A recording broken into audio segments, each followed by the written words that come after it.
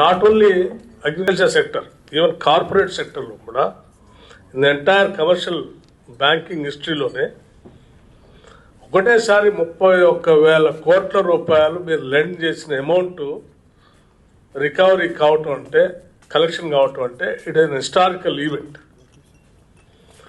I think banking ఇండస్ట్రీకి ఒక చాలా పెద్ద బూస్ట్.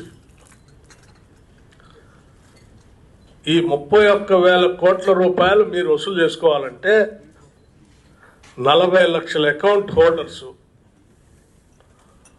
వాళ్ళందరి దగ్గరికి మీ దగ్గర ఉన్నటువంటి రికవరీ ఆఫీసర్స్ తిరగాలి, వసూలు చేసుకోవాలి. ఓ పెద్ద వ్యవస్థ. అటువంటి వ్యవస్థని 40 లక్షల అకౌంట్ హోల్డర్స్ని